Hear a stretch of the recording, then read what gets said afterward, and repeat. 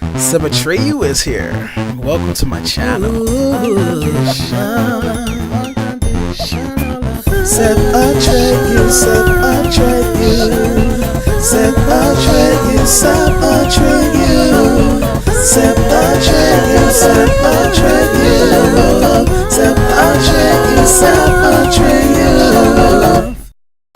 Hey guys, Atreyu is back, and today I thought it would be cool to kind of recap my lock journey. I say lock quest, but for you guys, so you know what I'm talking about, my lock journey. Now that I have 3 years under my belt, this is also, if I'm going to be completely honest, I'm also doing this because I feel like the deeper I get into this lock journey, the more likely I am to forget the little details and stuff, and so I want to actually document this for myself. So it'll be for you guys as well as for myself. I'll have, a video documenting the things that I went through up to this point. So let me just first say that I actually used to not like hair. I used to, the style that I rocked was my bald fade. It was just easy, and I knew, I could cut it myself. I've actually never been to a barber. I've never paid anyone to cut my hair. So it was really easy. It's like, yeah, I can do this myself, save money. I can do it whenever I want to. I can do it in the comfort of my home. Bet this is the style that I'm going to be rocking with for years. And for those of you, if you've watched my From Bald Fade to Locks video, I will link that above. Check that out. It's pretty cool.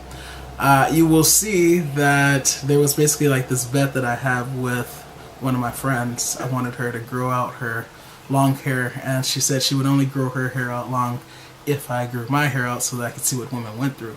So I was like, yeah, I'll do it. I want to see you with long hair again. And so we both grew out hair, and so that was the first time I really started just growing out my hair. Now I don't know, I'm assuming, in terms of the hair categories, I'm in the 4 something. I always tease and say that I have 4ZZZ hair or something like that, because it just, when I used to try to pick through it, it was just so, those are painful memories. And then of course, the longer it got, I had to worry about trying to detangle, and then, accidentally ripping out hair, getting split ends. If I was going to have long hair, I wanted to do it right. I didn't want to have damaged hair. So getting my ends clipped from a friend, thankfully, who was a beautician. So I got that for free as well. I guess, I know how to get things for free. So, well, that almost sounds bad, but I'm a good person. So get your minds out of the gutter, people. Anyway, so it was just a lot, and it was I'm tired of, I used to, when I had a fro that was out here, I would pack it down. I was, sometimes you just don't want to be that bold. You want to be under the radar. And I'm someone who doesn't like attention, so I kind of like to be under the radar the majority of the time. So I'd pack it all the way down and go about my business. But then a lot of times when it was time to, wash it or whatever, because it's so coily and it, it was able to compress all the way down, tangles would occur. And so, yeah, it was just, I was I'm tired of having to do this. And so I finally made the decision to get locks once I learned that they're not permanent. You don't have to cut your hair off to get rid of them. Albeit the alternative, which is taking them down with a lot of conditioner and detangler, is not the most appealing of options. It's still an option. It's an option other than pulling out the scissors or clippers, right? So I was like, all right, I'll get locks. So now we get to the lock journey.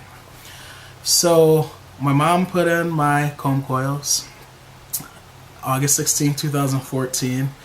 And, the first year was really kind of easy, and I would say it was probably the most exciting, honestly. So for those of you who are watching this that, you keep saying, I can't wait for my locks to get long, I can't wait for my locks to get, as long as yours, or I can't wait for them to do this and do that or whatever, trust me, the first year was where it was at. The first year was so exciting because you just get things, you get so much happening, right? In a comparatively small period of time. You get, you know, your locks, your comb twister, whatever method you start with, you start to get budding, right? So you start to see the transition from, in my case, comb coils to, you know, a lock. You know, you start to, when you see that first bud, I'll never forget it. When I saw with the first buds popping up on my locks, I was so freaking excited. It's like, this is like freaking amazing. Like, I'm about to have locks, like I'm about to be up in this, you know? And so, yeah, you have budding, and then, you know, it starts to spread along the length of your lock. That's exciting. They also start to thicken up, and my locks are still thickening up as more hairs are being collected, more shedded hairs are being collected. So that's like something that's still exciting to kind of look out for, you know, them thickening up or whatever. But yeah, you see them getting thicker, you see budding, you see them getting longer. The first year is where it's at, and I didn't really have too many problems during my first year. But I was retwisting with, I think at the beginning, see, this is why I want to document this so I don't forget. At the beginning, I remember I was retwisting with a, just a standard like lock gel, right? And I didn't notice any problems. You know, it was like, okay, this is fine. But then I remember toward the end, as I was approaching my 1 year, maybe a little bit before, I noticed that I was getting buildup in the back row of my locks. And so that was when I did research and found out about the apple cider vinegar rinse, and was able to successfully get the buildup out with that. And then at that point I decided, you know, that I wasn't going to use any more products to retwist my hair. So yeah, the first year was pretty easy breezy. And for those of you who are using, I feel like I'm sounding like Yanni now, gels, souffles, waxes, creams. For those of you who are doing that, who may not see, you know, you may not see any flaking, or you may not see the buildup, just be mindful that it could still be happening, you know, internally. And so that's also why the ACV rinse is something that's good, and that, you know, I don't think it hurts to do every so often, because it causes the things within your locks on the internal parts where we can't see to be lifted to the surface, and then you can clean it from there. So just because you don't see it doesn't mean it's not necessarily happening. So just happening. Just be careful and make sure that if you are using those types of products, you know, don't use too much, don't go overboard. So yeah, we get into, you know, I have my 1 year Lockiversity, I'm all excited. And then I say, okay, I'm going to jump on the no retwisting my hair bandwagon, because that's where it's at, right? Too much retwisting and too tightly, traction alopecia and all this stuff, you're going to go bald, you're going to lose your locks. And so basically, if you want to be a cool kid, what you should do is not retwist your hair. You could semi-freeform. So I jumped on that bandwagon, and I think the first time I did it, I abstained from retwisting for 2 months. Now, mind you, back then I was washing every 2 weeks. So over the course of my first year, I was pretty much washing my hair every 2 weeks. So that's like at least 3 washes, technically 4, you know, when you get to that 4th time when you're about to retwist, you wash before you retwist. So 4 washes before you collect that hair and gather that hair and, you know, put it where it should be. And so I was like, okay, I didn't really notice anything other than I had a lot of new growth, you know. The shiny part, that coily part was like really long because I hadn't retwisted in, you know, 2 months. And so I was like, all right. And then after that, 2 months was fine. So I was like, let me push it to 3. Let me really be up in this, you know. Let me be about this semi-freeform life. Even though I didn't, you know, I'm not into categories and I didn't claim to be a semi-freeformer, but I wanted to be one of the cool kids, and I want I wanted to, be even cooler. So let me go a month longer. So that's 6 washes in between retwists. And of course, inherently, there's nothing wrong or bad with cleaning your scalp, right? That's a good thing. But for me, as we're going to get to, the hair growing away, that combined with you washing and mixing up those hairs that are not in the lock, even, it's just bad, and bad things happen. So then after the 3 months, I was like, all right, that was a lot of, when I finally retwisted, I noticed that there was a lot of tangling, a lot of marriages, and I was like, that's not where it's at. That's a lot of work. It was somewhat painful trying to separate hairs and pop my locks and all that. So I was like, all right, let me go 2 months again. Because 2 months, it was fine. It wasn't too bad. Still washing every 2 weeks. So I did that. And then at that point, I think that takes me, I don't know, maybe around to my 1 year, 5 month lock anniversary. And I noticed that these locks up here, especially these 2 in the front, they were starting to thin out. And when I say thin out, I don't mean thin out from retwisting. Obviously, I was retwisting less. And it wasn't like the hairs coming out of my scalp were sparser or, fewer. They were there as well, but the lock itself started to thin out. And I was like, what the heck is going on? At this point, I think I was starting to realize that, hey, your hair grows one of 2 ways, either with your locks or grows away from your locks. Of course, this was coined, to my knowledge, by Yanni the lockologist. And so I really thought about that and really started to pay attention to my hair. And I realized that, my hair, I probably have hair that grows away from my locks. Hence all of the tangling at the root, the tangling amongst the new growth. Hence the fact that when I lift a lock up, I don't see scalp. I don't see those parts that were made, because everything is just growing how it wants to and mixing with other hairs wherever, it wants to. So, I started to kind of freak out, because it's like, okay, I have these locks that have these weak areas, and of course, my luck, they would be the locks that are in the front. So, why could it be a lock in the back where people can't really see? It's like in the freaking front.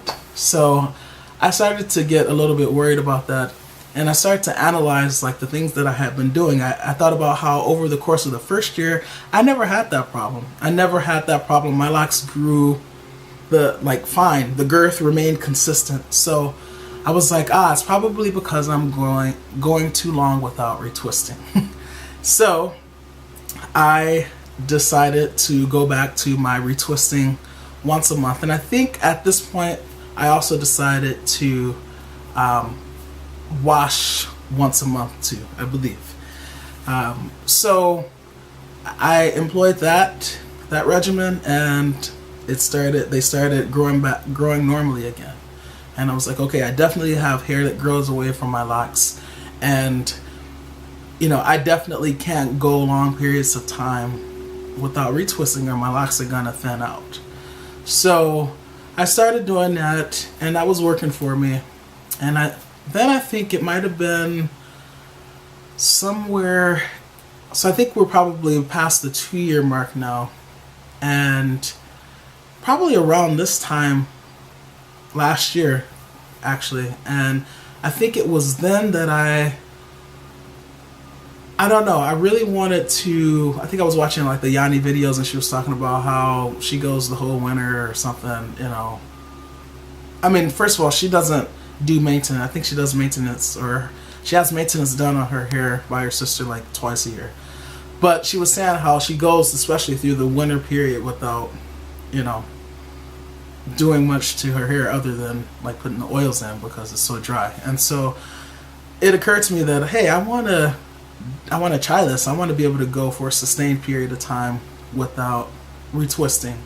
And it's like, I shouldn't tempt fate, right? Because I already saw how my locks thin out when I don't retwist. But I was trying to figure out like a loophole, and I was like, wait, back then when I experienced that, when I abstained from retwisting for 2 and 3 months, I was washing every 2 weeks. So now that I'm washing, once a month, I notice that it's fine. So maybe if I don't wash my hair until I retwist, maybe I can get away with it. Of course, at this point, and I don't know if I mentioned this, can't remember now, but somewhere in the mid to early part of my second year, technically, into the first year, so like the 1 year, 1 month, 1 year, 2 month, that point I was retwisting with water already. So it's like, okay, I'm retwisting with water, so I'm not putting a whole bunch of crap in my hair anyway. So maybe I can get with this. And then of course I was watching the Yanni videos where she talks about how your hair doesn't smell, from just sweat and stuff. And if you're not putting all that crap in it, then you don't have to worry about, because that's a lot of what, one, is causing the odor, and two, what you're trying to cleanse your scalp with, right? It can't breathe anymore once you packed on all these gels, souffles, creams, all that, right? So I'm like, okay, maybe I'm a good candidate and maybe I can try this out. So I think it was around maybe this time last year, maybe November, where I decided to go 4 months without washing and without retwisting, okay? And it was a success. I had tons of new growth. My hair did not smell. And my locks did not thin out the way, they did before, because I minimized the amount of shaking things up at my scalp that I was doing with each wash when I was washing every 2 weeks. And so it was then that I realized that by washing my hair, the more I wash it, the more I exacerbate the thinning effect that my locks go through, because my new growth grows away from my locks, right? My hair grows away from my locks. So now we're probably getting into like the late, like 2 year 8, 2 year 9 month lock updates or whatever. And I kind of settle into just retwisting every 2 months. And that's kind of where I'm at right now. I just pretty much retwist every 2 months. But yeah, I don't wash my hair every 2 weeks anymore. If I'm going to retwist, go 1 month and then retwist, I will wash, obviously, right? I always wash before I retwist, but I don't wash unless I'm going to retwist. Does that make sense? So I always wash when I'm going to retwist, but if I'm not going to retwist, I don't wash, because that's going to just make my locks thin out and I don't want to lose them. Now, I've learned a lot of things over the course of this journey, and I was just watching, I might put a snippet of this one video that I came across last week. Basically, it was like this freeformer, or maybe a semi-freeformer, who, I think it's freeformer. But anyway, they had lost several locks, and the woman was doing lock repair.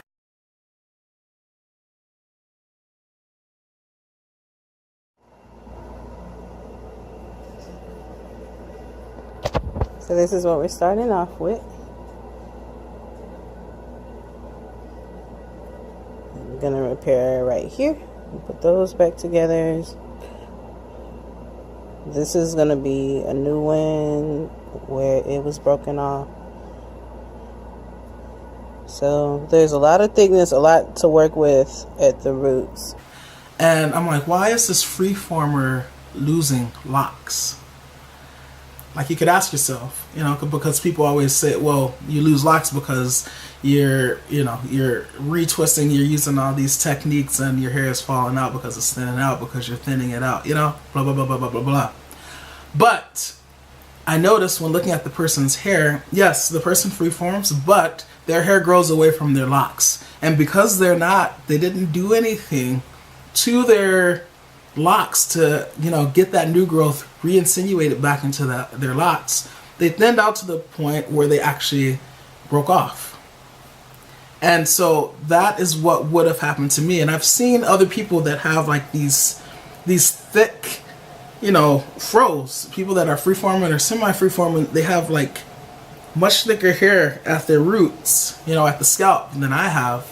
But then they'd be like missing locks in certain areas, and you can tell that they're freeforming, but you wonder why are they losing locks? Why are their locks missing there? Clearly it's not from retwisting or interlocking or any of those techniques, right? The reason is because their hair grows away from their locks, and because they're not doing anything to reincorporate those hairs, that new growth, back into the lock to keep it strong, those locks eventually break off. So it just really all made sense and came full circle for me. You know, I'm not crazy. My hair definitely grows away from my locks. At this point, yeah, I don't think that I can freeform because I will definitely lose some locks. I've seen time and time again what happens to certain locks when I don't get that new growth reincorporated back into the lock, or incorporate it back into the lock since it was never there, since it grew away from the lock. You see? So that was just kind of like, wow, okay, yeah, I'm not crazy, this makes sense, and what I'm doing is a good approach, you know? And it's taken me like 3 years to kind of figure out everything, but that's what the lock journey is all about, you know, figuring out things and figuring out things specific to you and your hair and how your hair grows, and you know what environment you're in. And I don't know, it's just really interesting to be able to look back at all the things that I did, and you know, all the little successes and the little failures that I've had, and I'm definitely, you know, I consider it all. You know, I still have my set of locks, right? And they're getting longer. You don't really see the length right now because I haven't retwisted in 2 months, but they're getting longer, they're getting thicker, and so ultimately it's a success. And I've just learned so much. So that's why I'm always leery about people that tell you, you know, you have to do it this way, or you have to use this, or whatever. Like, you can't really say it. You can't say that and expect that it's going to apply to everyone. There is no one size fits all sets of locks because there's so many variables to factor in, you know? So I don't know. I'm feeling happy. I'm feeling encouraged. Something else that I've also learned is that even though you can get into a routine, like I have a video, I'll link it if I can find it, you know, saying the importance of getting into a routine, you know, how nice it is to know exactly what products you use or don't use, or, you know, exactly when you're going to retwist or not retwist. I've learned that something always kind of comes up. You basically, like in different phases of your lock journey, encounter different obstacles, or you work with different things, right? Different things are going on. And so your hair, as it's growing, it's always sort of like changing, and that sort of requires you to think about things that maybe you hadn't considered, right? For instance, let me give you an example. You have like these little mini comb coils, right? You're not gonna think about what to do with your locks because they're snagging on things, or you know, or when it comes to sleeping, right? A lot of the men, they use do-rags when they have short locks, but do-rags no longer work when your locks get long because it's not protecting all of your locks, right? So that's something that I've definitely learned. You can get into a routine, but always be prepared for something new to arise that you're gonna have to address or figure out or think about. And it's not a bad thing. It's actually, you know, it's kind of fun. It keeps the journey, the quest, interesting. So hopefully this video will help many of you guys. Let me know if you have any questions. You know where to ask me. And you guys know, if you've ever written to me, that I always do respond because I think you guys are great. And yeah, why wouldn't I respond? That's just rude to not respond. I understand when you get a lot of subscribers or whatever, and you know, you just don't have time. But I feel like if ever I were to get that big, I would at least still respond to whomever I could respond to, right? Just to see, so people can see that at least I'm still making an effort. But a lot of people, when they get that big, they just don't respond to anybody. So, but shout out to African Hair God. He always responds, and his channel is pretty big. So, all right, I'm gonna get out of here. So, as always, please learn to love unconditionally, because loving with conditions conditions the heart to not really love at all. Atreyu is out.